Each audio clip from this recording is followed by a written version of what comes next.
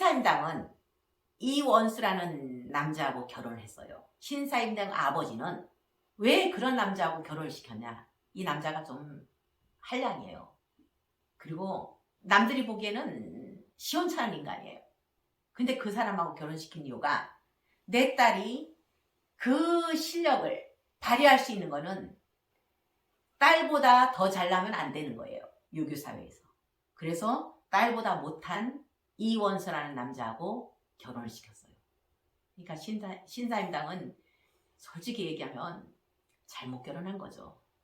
아버지가 잘못 판단을 했어요. 자, 결혼을 하고 여자가 가져온 재산도 있고 하니까 바람 피우기 시작한 거예요. 평생 바람 피우는 거예요. 율곡이가 태어났는데도 그 바람 그칠 줄은 몰라요. 완전히 한량이에요. 술, 여자, 이 한 집에 딴 살림을 차릴 정도로. 신사임당은 오직 그림, 글 이것만 집중하고 거기 신경도 안 썼어요. 바람 피우든지 말든지. 근데 아들인 율곡이는 기가 막힌 거예요. 아버지가 너무 미운 거예요. 어머니를 그렇게 무시하고 아니면 어머니를 그렇게 고생시키는 아버지가 굉장히 싫고 미운 거예요. 이 사실을 알고 신사임당은 아들에게 아들아, 사람을 미워하면서 시간을 낭비하지 말아라. 이렇게 얘기했어요. 우리는 100년도 안 되는 이 한 생을 무엇을 하면서 시간을 낭비하고 있습니까?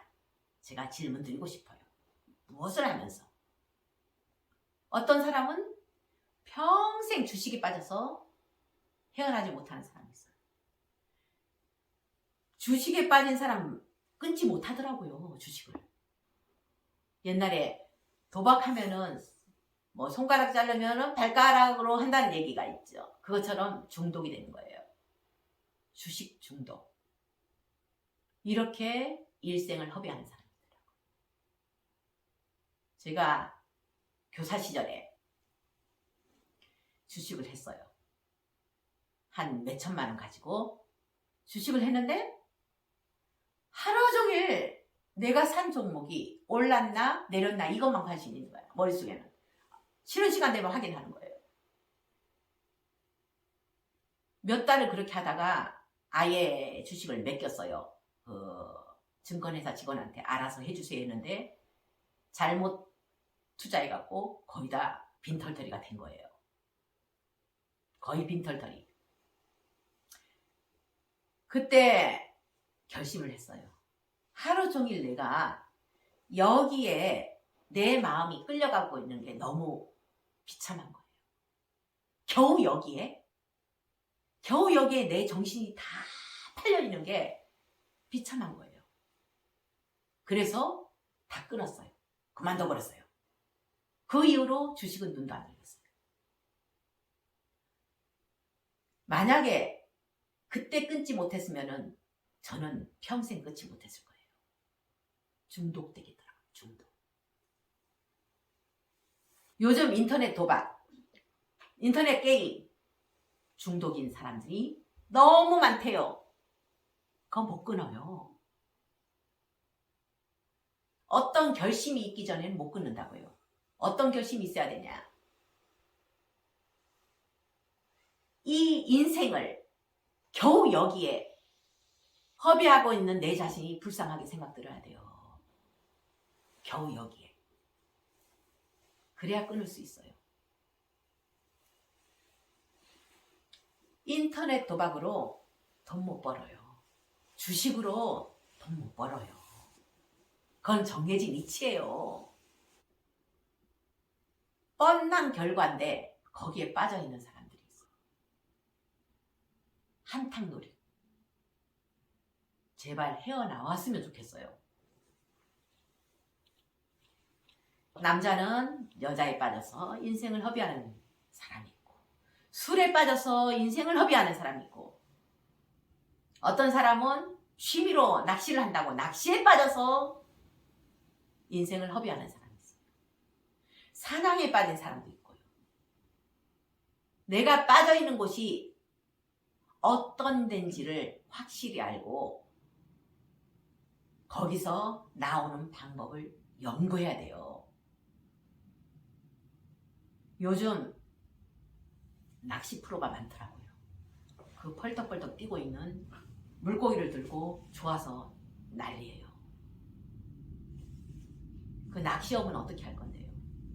낚시했던 그 악업은 어떻게 갚을 건데요? 사냥했던 업은 어떻게 갚을 건데요? 3대가 망하는 업인데 어떻게 그 업장수매를 할 건데요?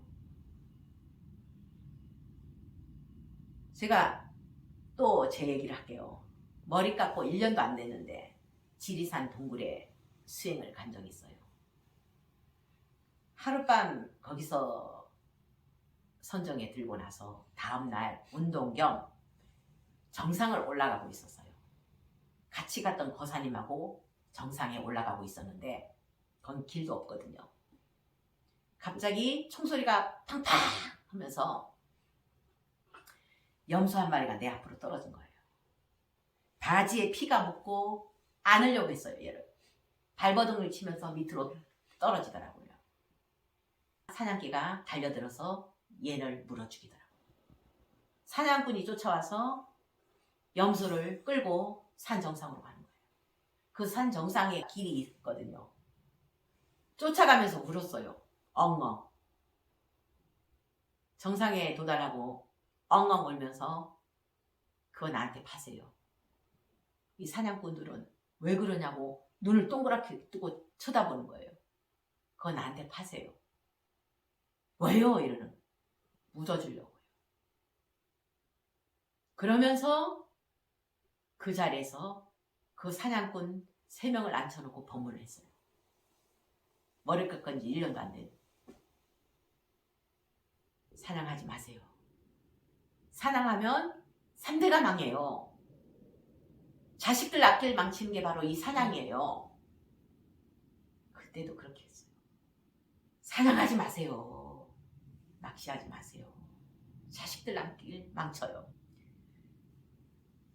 어떤 보살님하고 거사님이 작년에 여기 온 적이 있어요. 한참 아파트 값이 오를 때예요. 억울해서 잠을 못 자겠대요. 이 보살은 우울증 환자가 돼 있고 남편은 완전히 죄인이 돼 있는 거예요. 남편이 아파트를 팔자고 우겨갖고 있는 아파트 다 팔았대요. 몇 채나. 그러고 나서 아파트 값이 2배로 뛰니까 억울해서 잠을 못 자는 거예요. 그렇다고 손해보고 푼 것도 아니고. 어느 정도 올랐으니까 팔아야지 하고 팔았는데도 억울한 거야. 남들은 다 손해보고 나만 이익 봐야 된다는 그 생각 때문에 억울한 거예요. 그러면서 몸도 망가지고 집안은 엉망진창이고 맨날 싸우니까. 왜 그런데 허비하는지 모르겠어요. 인생을. 지나간 일에.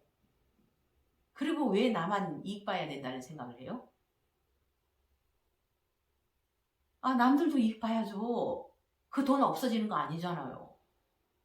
누군가는 좋은 일에 쓰겠죠. 누군가는 이익 보겠죠. 근데 나만 이익 봐야 된다는 생각에 사로잡히니까 지옥인 거예요, 삶이. 왜 이런 과거에 집착해서 시간을 낭비하고 있는지 모르겠어요. 훌을 털고 내가 전생에 지어놓은 복이 요 정도구나. 그래, 저 사람들은 지어놓은 복이 있어서 저렇게 한꺼번에 돈을 버는구나. 그래, 저 사람들은 복이 있어서 그러고 나는 지어놓은 복이 요거밖에 안 돼서 그러고. 이렇게 툭 털어버리면 될 거를. 왜 그렇게 사람들은 어리석게 사는지 모르겠어요. 제가 또 제 얘기를 할게요.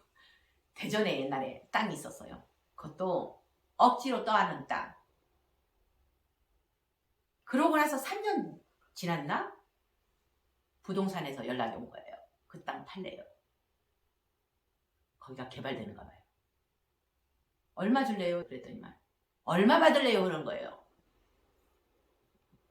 저는 알아보지도 않았어요. 아, 이 가격이면은 내가 손해보는 건 아니구나.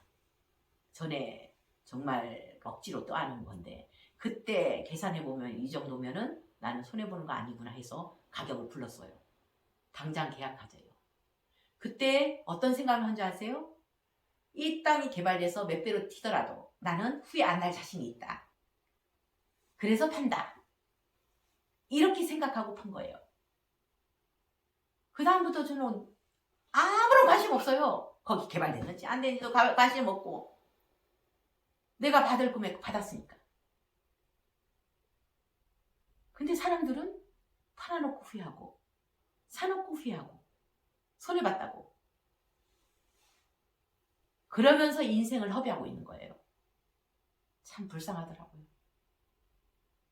그때 그 부부에게 어떤 대답도 못 해주겠더라고요. 내 얘기만 했어요. 나는 그랬다. 왜 어리석게 세상을 사는지 모르겠어요. 지나간 일에 매달렸어. 후회하고 땅을 치며 후회하고 그러면은요 삶이 지옥이에요. 지옥. 지금 현재 이 삶이 지옥이라고요.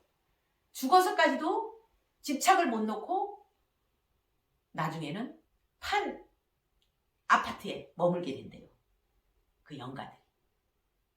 내 건데 하면서. 떠도는 자체가 지옥이잖아요. 살아서 지옥, 죽어서도 지옥을 이렇게 경험하는 거예요. 그런 사례들이 여러 건 있어요. 제가 10년 동안 이렇게 상담을 하다 보니까. 인과를 알면은 전혀 억울할 것도 없고요. 내 거라고 집착할 것도 없어요. 원래 빈손으로 왔잖아요. 갈 때 빈손으로 가잖아요. 잠시 내 것처럼 와 있다가 가는 것뿐이에요. 인연 따라 가는 거. 인연이 다 했으니까 가는 것뿐이에요. 근데 거기에 매달려서 내 건데 억울해. 우리는 살면서 무엇에 집착하면서 인생을 허비하고 있는지 생각해 봐야 될 것 같습니다.